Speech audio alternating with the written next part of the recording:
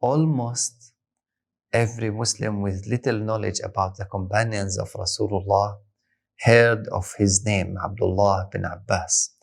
And that's why many Muslims think that he is one of the senior companions. I mean by senior in age. But in fact, he was born 10 years after the commission of Rasulullah, after Bi'thah. When Rasulullah was commissioned to be a prophet after receiving the first revelation, 10 years after that, he was born. And the moment he was born, his mother said, do not feed him. First thing, take him to Rasulullah sallallahu alaihi wasallam. Number one is let him be sent to Rasulullah sallallahu alaihi wasallam. This is how they were planning for their children, how they were bringing up their children. Number one, attach them to Rasulullah sallallahu alaihi wasallam. Attach them to the one who guides them to Allah. Attach yourself to those people. So in their time was Rasulullah. Send him to Rasulullah first. And when they took him to Rasulullah, Rasulullah sallallahu alaihi wasallam did tahniq to him. Tahniq means Rasulullah take a date and chew it and put it slightly on the lips and the tongue of the baby. So the first thing that goes inside him was the honorable saliva of Rasulullah sallallahu alaihi wasallam. This is how his parents, how the companions of Rasulullah in general were caring about their children. Attach them to Rasulullah. Make Rasulullah in their life from even the first moment, once they are born, not when they are mature. We start to teach them the love of Allah and Rasulullah the moment they are born, because their parents before them got that love and that iman deep in their hearts. Sayyidina Abdullah bin Mas'ud, when he became 7 years old, he attached himself, he accompanied Rasulullah sallallahu alaihi wasallam. He was with Rasulullah almost all the time. 7 years old only. Nowadays he is in grade 1. One of the mistakes that we do today is that we call them small. We call them young. You are still young. You are still small.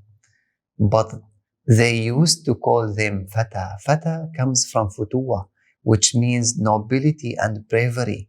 Since they are very young, they implant in their minds that you are noble, you are brave, you are magnanimous, you can do it. They call them fata, but we call them small.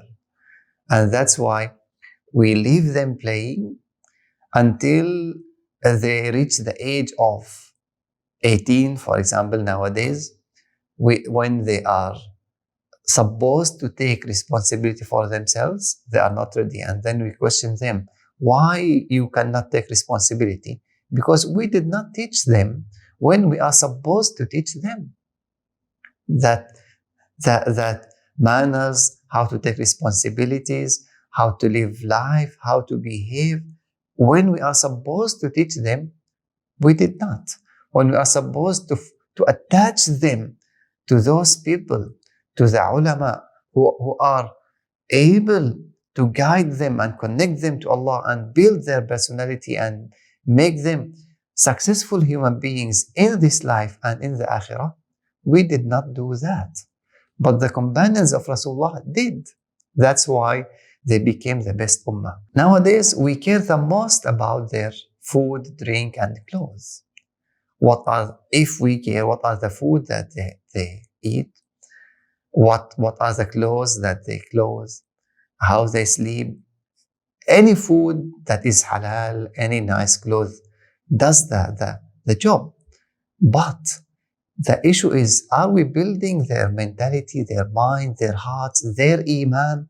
Are we implanting the love of Rasulullah and the love of Allah in their hearts deep, not by the tongue, by practice, by making Rasulullah and the ulama in our time their qudwa, their example to follow, or we just leave them to the social media? I remember in the old days, if someone misbehaves, people around him will say, this person is brought up by the street, because at home, his parents did not refine his manners, did not do tarbiyah for him. He was just playing with people in the street. And the behavior and the manners that he gets from the street will follow. So if someone misbehaves, people used to call him, this is raised by the street, not by parents. Because parents are supposed to guide their children to Allah.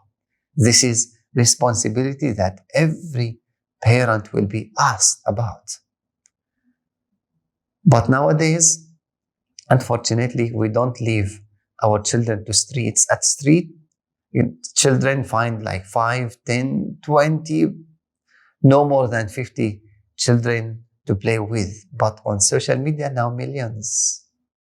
We give handphones and tabs and iPads to children and go to the millions of the internet even without, observing them. This is a disaster in bringing up children. The companions of Rasulullah, the moment their children are born, took care of them. When he was 7, he was attached to Rasulullah. He accompanied Rasulullah until Rasulullah passed away, and that was a period of 6 years. And Sayyidina Abdullah bin Abbas radiallahu anhu, when Rasulullah passed away, he was only 13 years old. Only 13 years old. And nowadays, one day I had a speech and I said, 13 years old, if we don't give them the handphone or the iPad, they cry. And the moderator said, if we don't give them ice cream, they cry. Why? Because ice cream is almost one of the most important things to them. That's why they cry. Human beings cry when they feel they are powerless. They can't do anything. Something is very important they want to do. They are powerless.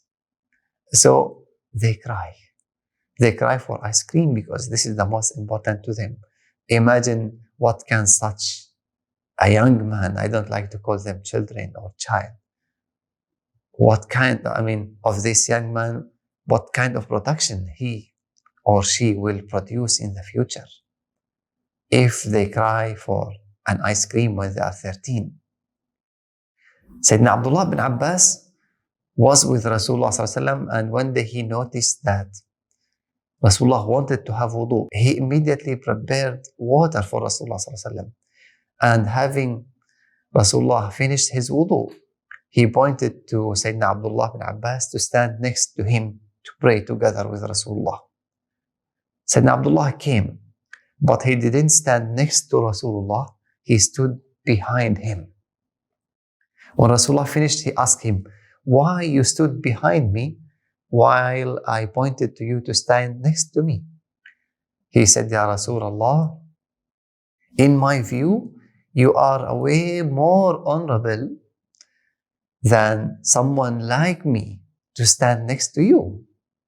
Who am I? This is the meaning. Who am I? I'm just a boy, and you are Rasulullah, the best human being that Allah created ever. Who am I to stand next to you? No, you are honoring me if you allow me to stand behind you.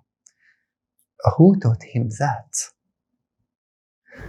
Where did he get that knowledge, that love, that iman, that understanding? When we attach our children, when we attach ourselves to great people, they will be great. When we attach our children to ungreat people, they will be the same. The environment that our children are brought up in, they will be the like. So we need to care about the environment and the people that our children and ourselves are attached to. Because al-mar'u ala dini khalilih, every human being will behave in the same way of his friends, his close friends, and his environment. the people around him, how they behave, the people that you love, how they behave, you will behave the same, in the same way. That's why we need to care about the people in our environment. We need to make sure that people around us, the people that we are attached to, are close to Allah. They will bring us with them to Allah. When Sayyidina Abdullah ibn Abbas told Rasulullah, Ya Rasulullah, I'm honorable if I stand behind you. Who am I to stand next to you? Rasulullah noticed the wisdom, noticed the understanding, and he made dua to him. And he said, Allahumma atihi al-hikmah. Ya Allah, grant him wisdom. And Allah subhanahu wa ta'ala said, وَمَنْ يُؤْتَ الْحِكْمَةَ فَقَدْ أُوتِيَ خَيْرًا كَثِيرًا. Who is ever granted wisdom, he has been granted abundance of good, abundance of khair.